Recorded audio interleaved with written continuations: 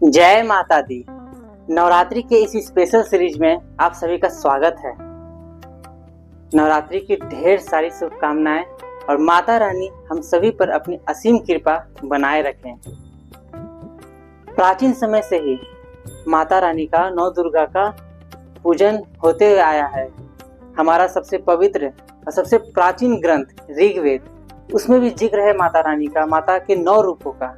हम भगवान विष्णु के 10 अवतार के बारे में जानते हैं। हमारा सनातन धर्म के हर अवतार, हर रूप के पीछे कुछ न कुछ वजह है, साइंटिफिक रीजन है, कुछ न कुछ बड़े फैक्ट्स हैं जो हमारे जीवन के हर पड़ाव को दर्शाता है। उसी तरह हम भगवान विष्णु के 10 अवतार ये दर्शाते हैं ह्यूमन इवोल्यूशन का, कि किस तरह से पहले जल में रहने वाले जीव से अभी इंसान विकसित हो चुका है। उसी तरह से माता रानी के 9 रूप भी हर स्त्री के, पुरुष के, हम इंसानों के जीवन के पड़ाव को दर्शाते हैं। तो आइए एक एक करके जानते हैं माता के 9 रूप और उनके रहस्य। मैं आप सभी से ये वादा करना चाहता हूँ कि वीडियो के खत्म होने तक आपके अंदर सनातन धर्म के प्रति विश्वास और जाग जाएगा, उसका महत्व का पता चल जाएगा कि आखिर प्राचीन काल से ही यह धर्म का महत्व पूरे संसार में इतना अधिक क्यों है। तो बिना देर किए हम जानते हैं कि आखिर माता के 9 रूप का महत्व क्या है और हमारे जीवन पर, हर जीवन के हर पड़ाव पर इसका क्या क्या महत्व, क्या क्या प्रभाव पड़ता है। माता का पहला रूप है शैलपुत्री।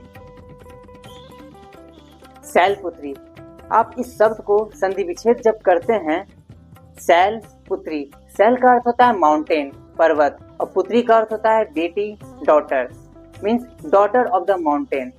जिस तरह से जब एक बच्चे का जन्म होता है, उसका नाम नहीं होता, उसका नाम उसके पिता पे ही लिया जाता है, उसी तरह से शैलपुत्री का नाम उनके पिता पे ही लिया गया है। पर्वत की बेटी, daughter of the mountain. Shailputri माँ को कंपेयर किया गया एक नवजात शिशु से, मीन्स मान लीजिए कि अभी जन्म ही हुआ है एक नवजात शिशु का। शैलपुत्री को कंपेयर किया गया है एक नवजात शिशु से। माँ के एक हाथ में कमल और दूसरे हाथ में त्रिशूल है।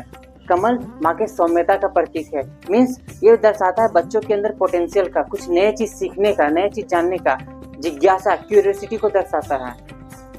तो ये माँ का पहला रूप है जो कि कंपेयर किया है नवजात शिशु से। अच्छे से समझिएगा एक एक पड़ाव को, मनुष्य के एक एक पड़ाव को अच्छे से मैं समझाऊंगा। अब माँ का दूसरा रूप है ब्रह्मचारिणी। ब्रह्मचारिणी, आपको शब्द से ही समझ में आ रहा होगा, ब्रह्मचारिणी, ब्रह्मचार्य। अब ये क्या है? जब एक बच्चा जन्म लेता है, उसके बाद कुछ समय के बाद वो बड़ा हो जाता है, अब उसे विद्यालय जाना होता है, स्कूल जाना होता है। पहले के समय में वो गुरुकुल जाता था, 25 साल तक अपनी तपस्या से वहाँ पर पढ़ाई करता था, तप करता था। तप करने का अर्थ है वहाँ पर पढ़ाई करता था, अध्ययन करता था।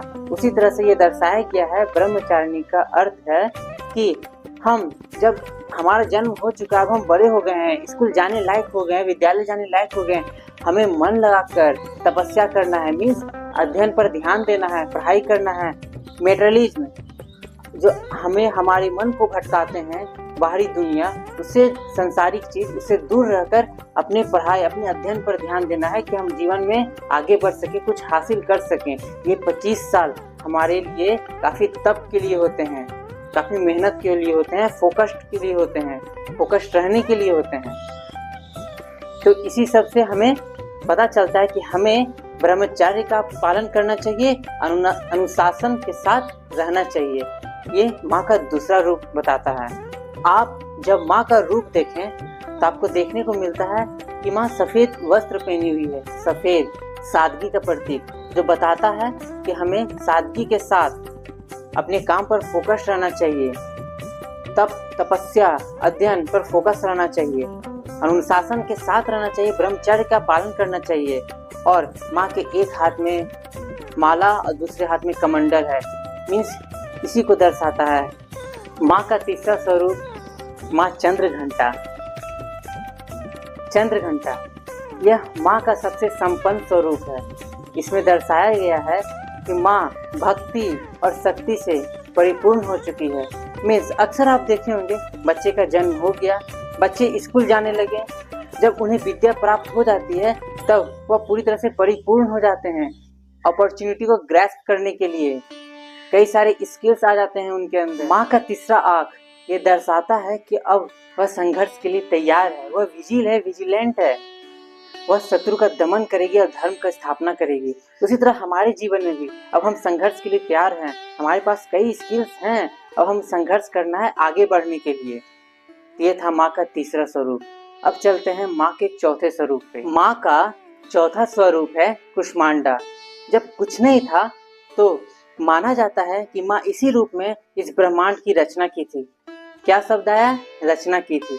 उसी तरह समझते हैं इस वर्ड को, कुष्मांडा का संधि विच्छेद जब करते हैं, कु मतलब लिटिल छोटा, उष्मा मतलब एनर्जी, हीट ऊर्जा, अंडा जानते हैं एग को कहते हैं। उसी तरह से जब किसी बच्चे का जन्म होता है तो जो गर्भवती महिला रहती है, इस गर्भवती महिला को कंपेयर किया गया है माँ के इस रूप से, इस स्वरूप से, कि माँ ने इस पूरे ब्रह्मांड की रचना की। उसी तरह से एक गर्भवती महिला भी किसी बच्चे का रचना करेगी, इस संसार में नए जीवन की रचना करेगी। तो माँ के इस रूप से दर्शाया जाता है ये। इसमें माँ के कई सारे हाथ तो दिखाए गए हैं, लेकिन ध्यान से गौर कीजिएगा तो माँ के एक हाथ में मटका है। मटका पुराने समय में कंपेयर किया जाता था एक बच्चे, जो एक गर्भवती महिला थी तो उसको एक मटके की तरह कंपेयर किया जाता था, ठीक है, जिसमें मटके में माँ शहद और अमृत रखती है। तो ये पूरी तरह से जब माँ ने एक ब्रह्मांड की रचना की, उसी तरह से एक महिला ने एक नए संसार में एक नए जीवन की रचना कर रही है। अब चलते हैं माँ के पांचवें स्वरूप पर, जो है स्कंद माता। शैलपुत्री जो पुत्री थी, अब वह माँ बन गई है, एक ममतामयी माँ। इस रूप में आप कोई भी अस्त्र शस्त्र नहीं देखिएगा, क्योंकि जब एक बच्चे का जन्म होता है तो माँ पूरी तरह से ध्यान अपने बच्चे पर रखती है। उसी तरह से वो ममतामयी माँ को कंपेयर किया गया है इस माँ के इस स्वरूप से, जो कि उनके हाथ में स्कंद, नाम से ही है स्कंद कहा गया है कार्तिकेय भगवान को, अपने पुत्र को अपने हाथ में रखी हुई है। यह दर्शाता है कि अब माँ के इस स्वरूप को गॉडेस ऑफ मदर के नाम से भी जाना जाता है। माँ का छठा स्वरूप है कात्यायनी का। इसी स्वरूप में माँ ने महिषासुर का वध किया था। जब एक स्त्री माँ बन जाती है तो वह पूरी सर्वशक्तिशाली हो जाती है, सर्वशक्तिमान हो जाती है, वह खुद पर निर्भर हो जाती है, वह अपने बच्चे पर कोई आँच नहीं आने देती है। माँ का यह स्वरूप काफी विकराल रूप है, इसे गॉडेस ऑफ पावर भी कहा गया है। जिस तरह से इसी स्वरूप में महिषासुर का वध हुआ था, महिषासुर ने पूरे चारों तरफ हाहाकार मचा दिया था। तो माँ का यही स्वरूप है ना, हम सभी क्या हैं? माँ के बच्चे तो ही हैं। तो यही स्वरूप है ना माँ का, जो महिषासुर का वध किया और अपने बच्चों की माँ ने रक्षा की थी इसी स्वरूप में, क्योंकि वो बच्चे पर एक आँच भी नहीं आने देती। माँ का ये स्वरूप है कात्यायनी। माँ का सातवां स्वरूप है कालरात्रि, जिसे हम काली भी कहते हैं। इसका दो अर्थ है, रात के अंधेरे की तरह या काल को निगल जाने वाली। ये माँ का सबसे रौद्र और सबसे भयंकर रूप है। इसमें माँ इसी में ही रक्त बीज का वध किया था, उसके खून को पीकर। एक स्त्री जब इस संसार की रचना भी कर सकती है तो इस संसार में धर्म की स्थापना के लिए इसका ग्रहण भी कर सकती है। यह माँ का सबसे रौद्र रूप है, ऐसा रूप जिसमें जब माँ शांत नहीं हो रही थी तो अंत में शिव जी को आना पड़ा था माँ को शांत करने के लिए। माँ का आठवां स्वरूप है महागौरी, जो शांति सुंदरता की प्रकाष्ठा का प्रतीक है। अब माँ इसमें दर्शाया गया है कि पारिवारिक सौहार्द क्या होता है, इस स्वरूप से, माँ के इस स्वरूप से देखने को मिलता है। वह अब अपने पति शिव जी के साथ और अपने पुत्रों गणेश जी और कार्तिकेय जी के साथ विराजमान है। इसमें यह बताया गया है कि हम जब एक स्त्री उसके ऊपर पूरे परिवार का भार आता है तो किस तरह से वो निभाती है अपने भार को। किसी भी परिवार के उन्नति और सुख के प्रति वह स्त्री उत्तरदायी होती है। तो माँ के ये स्वरूप को दर्शाया गया है। पारिवारिक सौहार्द के प्रति एक स्त्री का क्या महत्व होता है। माँ का अंतिम और 9वां रूप है सिद्धिदात्री का। इसमें माँ को उस स्त्री से कंपेयर किया जा सकता है, तुलना किया जा सकता है जिसे सारे सांसारिक अनुभव हो चुके हैं, जो यह ब्रह्मांड के हर नियम को समझ चुकी है, जान चुकी है, हर चीज को अनुभव कर चुकी है, जो आगे आने वाले पीढ़ी को धर्म के प्रति मार्गदर्शक कर सके। जैसे हम नॉर्मली देखते हैं हमारी दादी और नानी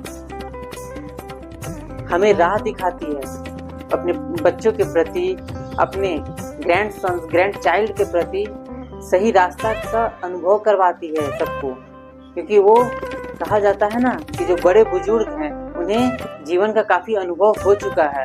तो माँ के इसी स्वरूप से दर्शाया जाता है उस स्त्री को कि जिसे जीवन का अनुभव पूरी तरह से हो चुका है, जो आगे आने वाली पीढ़ी को धर्म के प्रति अग्रसर करवाए, सच्चाई और अच्छाई के प्रति अग्रसर कराए, अपने अनुभव के जरिए उन्हें सही रास्ता दिखाए।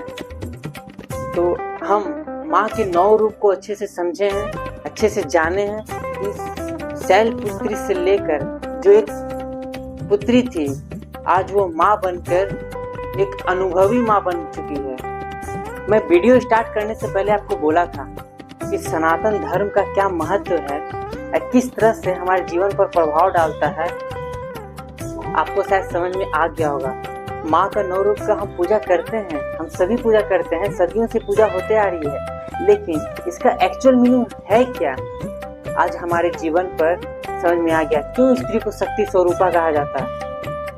इसलिए क्योंकि एक स्त्री ही है जो जन्म लेती है और इस संसार की रचना करती है, और जन्म देने वाली भी एक स्त्री ही होती है, और धर्म की स्थापना के लिए संसार का विनाश भी कर सकती है, वो एक स्त्री ही होती है, इसलिए वो शक्ति स्वरूपा भी कही जाती है। तो आपको अच्छे से समझ में आ गया होगा हमारे सनातन धर्म का हर स्वरूप के पीछे का क्या महत्व है। अगर आपको यह वीडियो अच्छे लगा होगा तो अपने सगे संबंधियों के साथ शेयर जरूर कीजिएगा, मेरे चैनल को सब्सक्राइब कीजिएगा, इस सनातन धर्म का महत्व जन जन तक पहुँच सके। धन्यवाद। फिर से बोलिए जय माता दी।